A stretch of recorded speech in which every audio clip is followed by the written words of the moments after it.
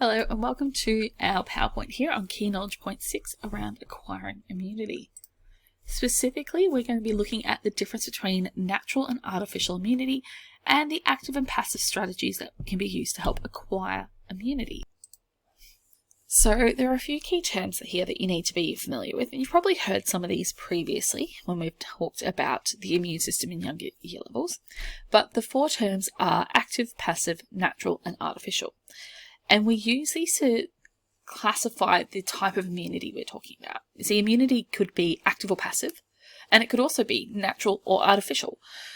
And so active and passive are sort of opposite of each other, and natural and artificial are opposite of each other. And immunity can get labels from both of those categories.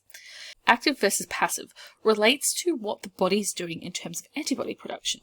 If it's active immunity, then the body is actively producing antibodies. If it's passive immunity, then the body is passively receiving antibodies and not actually making them itself. So that's what active and passive mean.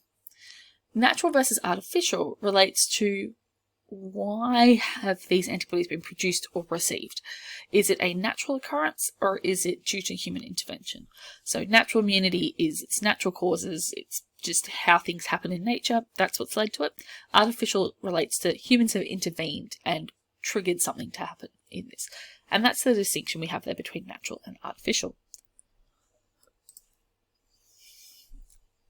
Because we have these two categories of labels, it ends up meaning that we can actually generate four kinds of immunity. You can have active natural, active artificial, passive natural, and passive artificial.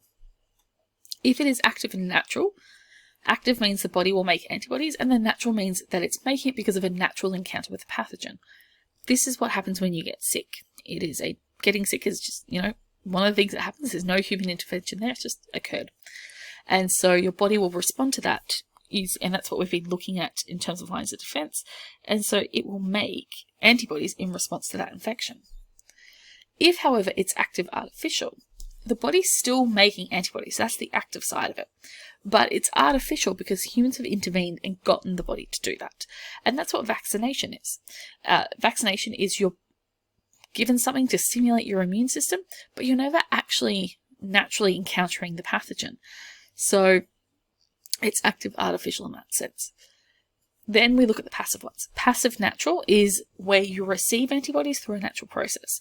The sort of two main ways we think of this would be either antibodies that go from mother to baby via breast milk, or the antibodies that go across the placenta, looking at the IgG antibodies that can actually cross the placenta during gestation. The baby isn't making antibodies, so it's passively receiving them, but it is getting them in a natural process from its mother, so that's why it's passive natural.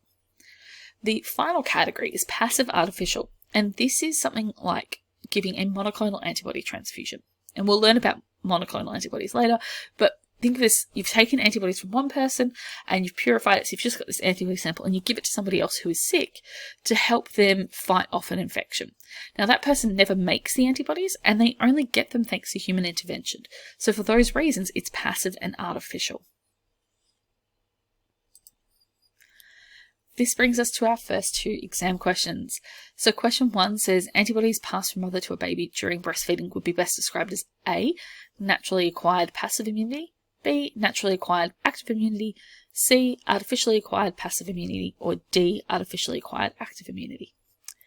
You can pause the video, write down your answer, and then check it with the video linked in the description box below. Question 2 then says, at about 12 months of age, a baby is immunized against measles, mumps, and rubella. The immunity the baby acquires as a result of this vaccination is called A, active and natural, B, active and induced or artificial, C, passive and natural, or D, passive and induced artificial. So again, pause the video, write down your answer, and then you can check your response with the video linked in the description. So as we've just established, immunity is going to be one of four kinds: active natural, active artificial, passive natural, and passive artificial. And so we've already covered active and natural. That's the adaptive immune response to a pathogen, as we went through in the KK5 notes. Active and artificial would be vaccines, and we're going to look at those in these notes. Passive and natural would be antibodies in breast milk, and again, we'll look at those in these notes. But finally, passive and artificial would be things like monoclonal antibody therapy, and we're going to look at those later in the KK10 notes. And those are things where you'd have an antibody transfusion to help treat an infection, giving the person temporarily induced immunity. It also covers antivenoms, which are treatments for when you've had, say, a snake bite or something like that. So we're going to now move on to looking at vaccines. Vaccines, and you're probably familiar with these, are a preventative treatment that we use to stimulate your immune system to help generate immunity to a specific antigen, or rather a specific pathogen. A vaccine is not you getting given a live version of the pathogen. You get something, be that a weakened version of the pathogen, a dead version, a chopped up pathogen, or just the antigen itself, or just the nucleic material from that pathogen. There's a range of different vaccines and what you get. All of the vaccines are trying to give you something that will help stimulate the humoral response in your adaptive response, the humoral side of it, to produce memory B cells, and antibodies that are going to give you, specifically those memory B cells, will give you long-term immunity. Now, vaccines are often injected. There are some that can be taken orally, although the problem with taking vaccines orally is if it ends up in the stomach, we actually have a first line of defense there in terms of our stomach acid that can help destroy that vaccine. So it would have to be one that could either stand up to that or is absorbed earlier before getting to the stomach itself. Otherwise, we generally inject vaccines. And like I was saying, they generally contain the pathogenic antigen, but those vaccines are not themselves capable of causing the disease. There are lots of different kinds of vaccines out there, and we're going to look at a few of them in a little bit. First of all, we're going to answer exam question 3, and it says, in 1995, the Australian Bureau of Statistics released a report showing that only 53% of children aged between 3 months and 6 years had completed their immunisation schedule. A, is childhood immunisation an active or passive form of protection against the disease? And justify your answer. And then after a major advertising campaign by the government, the immunisation rate increased to 92%. B, complete the flowchart on the right to show the immune response in a person receiving their first vaccination. The following words must appear in your flowchart: plasma cells, memory cells, B cells, antibodies, and cytokines.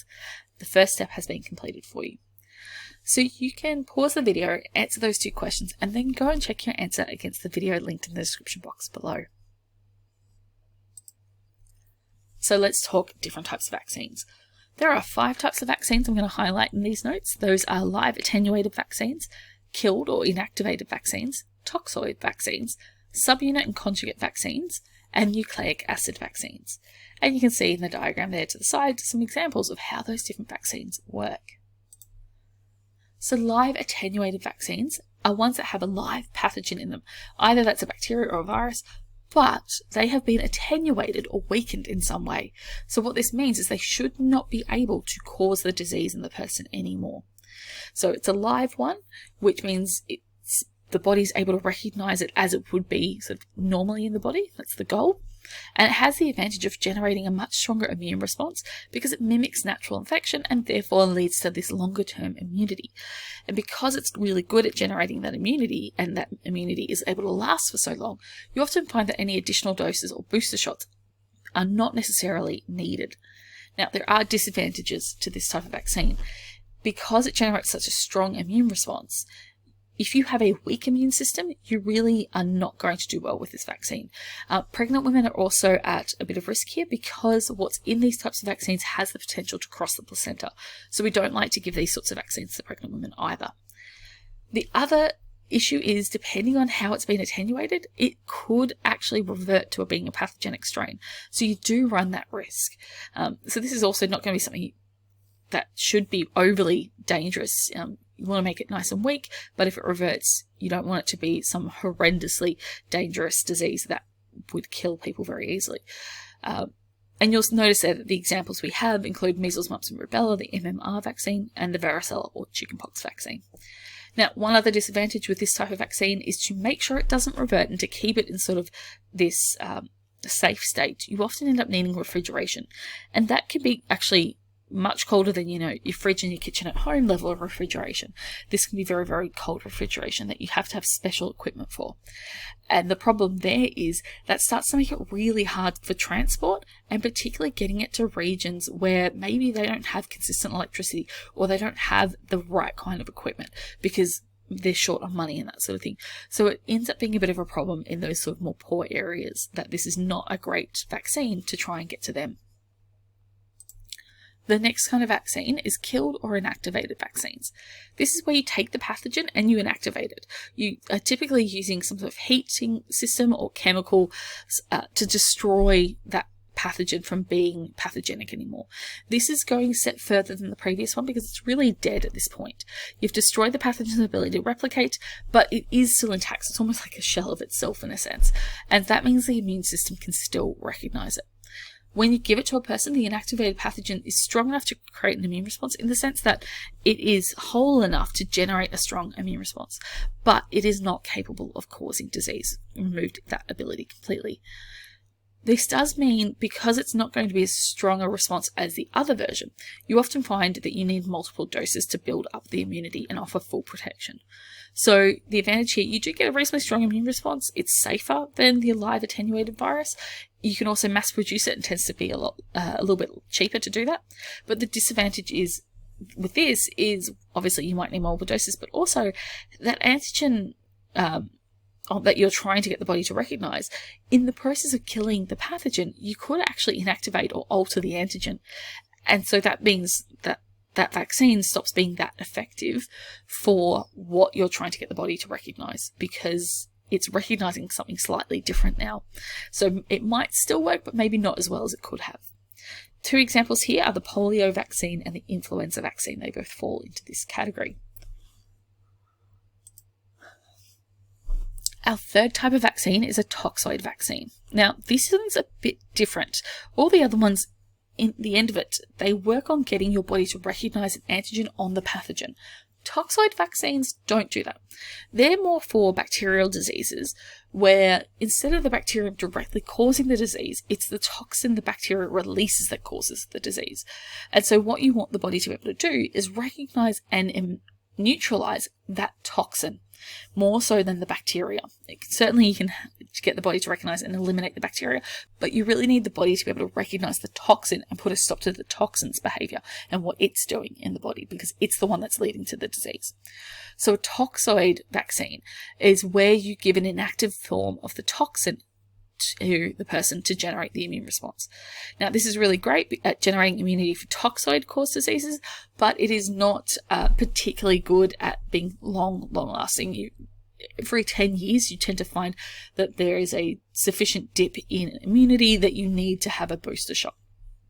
The tetanus vaccine is an example here, and so is the diphtheria vaccine. This brings us to subunit and conjugate vaccines. They're actually two different types of vaccines, but they're very similar, so that's why I've put them on the same slide here. A subunit vaccine is taking part of the pathogen and just using just that part, and it's giving it to the person to provoke that response within the immune system. Conjugate vaccines take part of, say, the bacteria and then mount that on a carrier protein, and so they conjugate it to something else. So subunit ones are just taking the part by itself from the pathogen, whereas conjugate vaccines take that part and attach it to something else to help carry that. And so conjugate vaccines are sort of like a subunit vaccine where you've added a support protein in to hold the antigen. And so that combination is what gets used in the vaccine. Now, good thing here, these are not whole pathogens. These are just parts of pathogens. And so they can't cause disease, which means they're also good for younger children and older people and anyone who might be immunocompromised. The disadvantage there is because they're good for those people, they tend to have not as good ability as triggering the immune response. The response tends to be a bit of a weaker response in the body. It will generate immunity, but because it's weaker, it might need multiple booster shots to generate a sufficient level of immunity. But by being weaker, is suitable for people with underdeveloped immune systems or compromised immune systems who wouldn't be able to deal with a stronger vaccine or a vaccine that generates a stronger response. Some examples of vaccines that fit into this category are the shingles vaccine, the Hep B vaccine, and the vaccine for acellular pertussis, which is whooping cough. This brings us to our final category of vaccines, and these are nucleic acid vaccines, and they're ones that are going to use RNA or DNA. And this is something that is becoming more common, and you're hearing more and more about it. Generally, what happens here is that you take the genetic material that codes for the antigen in that pathogen. So you take some of the pathogen's genetic material, you put that in the vaccine, and you give that to a person. The idea is that instead of having the whole pathogen there to infect someone's cells, you just give the person's cells the genetic material. And so they think they're infected, but they're not actually infected. And so they're able to start following the instructions on that genetic material. And that protein that they're going to make based on that genetic material, they're going to start displaying that via MHC1 markers. And that is going to therefore trigger the immune response, because we know cytotoxic T cells will pick up on what's in the MHC1 marker, and they're going to mount an immune response. Cytotoxic T cells get involved, they start involving the helper T cells, they start involving the B cells, we get plasma cells made, antibodies get made, memory cells get made, and we have a full-blown immune response being generated, and we've also generated immunological memory to it. So that is how these ones work. They work by tricking the cell into thinking it's infected, into your cells into thinking they're infected, to making the, we'll say viral proteins, and then displaying that via the MHC1 markers, therefore leading to the stimulus of the immune system. The advantages to these is they tend to be actually pretty safe and very well tolerated by a lot of different people. They're really easy to adapt to a new pathogen, because all you have to do is swap out that genetic material that's in there, and allows for native antigen expression, which is really good, because then you're not trying to fuss around, you're not potentially having the body recognize the antigen being presented in a way it wouldn't normally see it. It's seeing it how it would see it. So that's really good. The disadvantages here is that it can actually have a lower ability to trigger an immune response. It has to be picked up on. You do actually tend to require quite low temperature storage and transportation, which is, again, we've seen that's a problem previously, that there are certain areas that just won't be able to do that, and that can require specialist equipment that is not cheap as well. You do also have the potential risk of RNA-induced interferon response. Remember, when cells think they're infected with a virus, they release interferon. And so if you're tricking cells into thinking they're being infected with a virus, they might release interferon, and that could actually interfere with this whole process. There is a very small and very unlikely risk of genomic integration where that DNA or RNA gets integrated into the host cells. This is unlikely, and those cells, if they do that, should be picked up by natural killer cells or cytotoxic T cells as doing the wrong thing, and they should be killed off. So it shouldn't propagate and continue on through cell division. But there is a tiny risk of that. The example that you're probably familiar with here would be the Pfizer BioNTech COVID-19 vaccine. So that is actually a nucleic acid vaccine.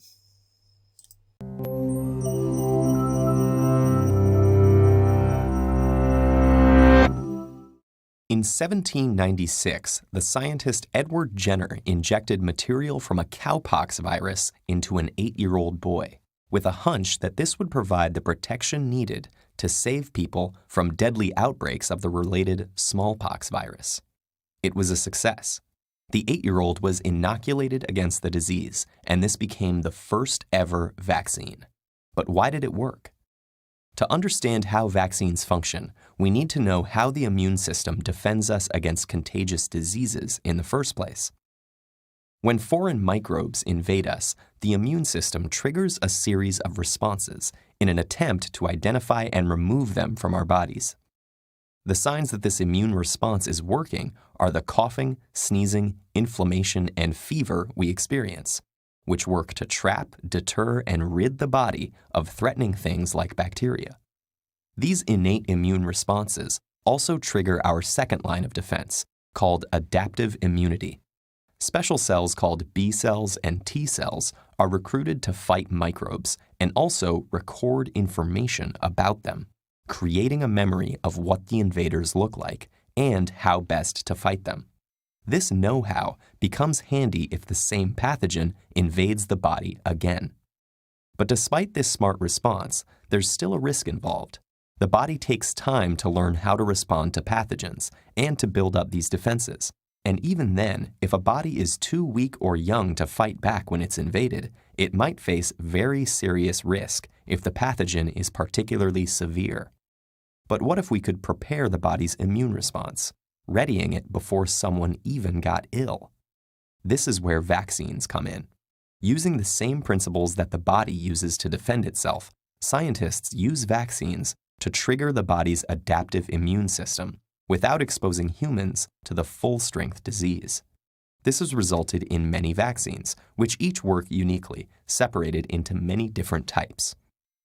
First, we have live attenuated vaccines. These are made of the pathogen itself, but a much weaker and tamer version. Next, we have inactive vaccines, in which the pathogens have been killed. The weakening and inactivation in both types of vaccine ensures that pathogens don't develop into the full-blown disease. But just like a disease, they trigger an immune response, teaching the body to recognize an attack by making a profile of pathogens in preparation. The downside is that live attenuated vaccines can be difficult to make, and because they're live and quite powerful, people with weaker immune systems can't have them, while inactive vaccines don't create long-lasting immunity. Another type, the subunit vaccine, is only made from one part of the pathogen, called an antigen, the ingredient that actually triggers the immune response. By even further isolating specific components of antigens, like proteins or polysaccharides, these vaccines can prompt specific responses. Scientists are now building a whole new range of vaccines called DNA vaccines. For this variety, they isolate the very genes that make the specific antigens the body needs to trigger its immune response to specific pathogens.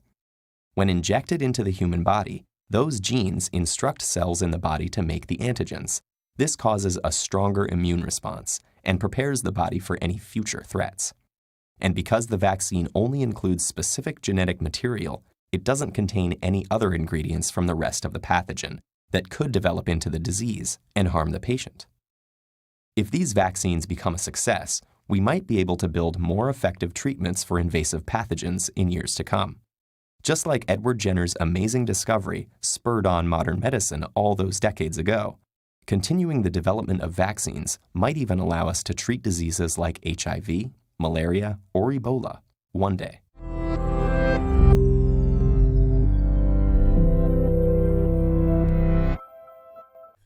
Something I've mentioned a few times already is this idea of a booster shot. Now, a booster shot with a vaccine is where you're basically just giving a secondary or sometimes even a third or fourth administration of the vaccine after an initial dose. What it does is, you can see in the diagram there, very similar to how when you are initially exposed to a pathogen, you generate an immune response and you have this peak of antibody production, but eventually it peters off over time. By having a secondary or even further exposures through extra vaccinations, you can actually up that antibody production. You have a faster response. It is a greater response than previously, but it also means even when that peak antibody production peters off and comes back down, you're still left at a higher level of circulating antibodies in the body. And so that means you've actually left at a higher level of immunity than previously. And so we're intentionally will use booster shots to sort of help gradually up immunity, particularly for any vaccines where there's real questions as to, does it really generate sufficient immunity? And so it's helping to increase immunity against the antigen, bring things to protective, appropriate protective levels, either because one shot is not enough or because it's been long enough that things have declined far enough. So you've got to remember that even though memory cells can circulate for a really long time, they can eventually lose their function and they will die off and go through apoptosis. And so by having a booster shot, either to help with that initial immunity we're producing and, for weaker vaccines, build up that immunity, or we can use it for later times when those memory cells have died off to help reassert that we are starting to lose. So those are why we might have vaccine booster shots. So here we have exam question 4. It says, in Australia, vaccination against measles is a 2-dose schedule. The first dose is generally given at age 12 months and the second dose at 4 years. On the grid below, graph the level of measles antibodies you expect in a vaccinated child. The child's mother is known to have had measles as a child. So you can pause the video, fill in the diagram with what you think the correct answer is, and then check it against the video linked in the description box below. So with mums and babies, we said we'd talk about a passive form of natural immunity, and that is where mum gives antibodies to baby. And this can happen in two ways. Either it can cross from mum to the baby whilst the baby is developing and it goes across the placenta. There's only one type of antibody that can actually do that, and that's IgG, or immunoglobulin G. Those are the only antibodies that can cross the placenta. Once the baby is born, and if it starts breastfeeding, I should say, it can get additional levels of immunoglobulins or antibodies through the mother's breast milk. Now, the types of antibodies it gets through breast milk will be IgG and IgA. It can get two kinds. And particularly in the first few days after birth, the breast milk then is actually called colostrum, and it has a much higher level of these antibodies in it. And so whilst modern baby formula is amazing and it is able to provide so much nutrition that that breast milk is also able to provide, that is the one area it can't match breast milk with, and that is that baby formula doesn't actually provide antibodies. So that is the one sort of extra benefit that breast milk does have. So here we have exam question 5. It says rubella is a virus that causes a highly contagious infection. When infected with rubella, humans initially produce IgM antibodies and then IgG. IgM antibodies do not cross the placenta. Tests for the presence of IgM and IgG antibodies are carried out on a newborn baby if its mother has been diagnosed with a rubella infection during pregnancy. The results from the tests carried out on 4 newborn babies before they had been fed are shown in the table below. Using your knowledge and the information given, it would be correct to conclude that A, the mother of baby 1 has immunity to the rubella virus, B, baby 2 will have about 2 years of passive immunity to the rubella virus, C, baby 3 received IgM antibodies to the rubella virus from its mother, or D, baby 4 was exposed to the rubella virus during fetal development. So read through that table and the information and the options you've got, work out which one you think is correct, and then go and check your answer in the video linked in the description box below. Now, with immunity, there are advantages and disadvantages to active and passive immunity. And you can see these here. With active immunity, it's able to provide longer-term immunity. It's the most effective form, but it does have the disadvantages that the immune system actually has to encounter the antigen, and that might mean that the person ends up becoming sick. And active immunity only works if a person has an immune system that can actually respond. Their immune system has to be able to respond. If they're immunocompromised, then active immunity is kind of off the cards in some respects. Passive immunity, on the other hand, is really good because it gives immediate protection to the person who receives those antibodies. The disadvantage there is the number of antibodies is going to decline really quickly over like 2 to 3 weeks, and it's not going to provide long-term immunity. So you can see there's active and passive are both good and bad in different ways. This brings us to the end of the PowerPoint. You can see there's an activity here you might be doing in class. If there's anything you didn't understand, you can go back and rewatch the section, or you can reach out to your teacher for further clarification. Otherwise, I'll see you in the next video. Bye.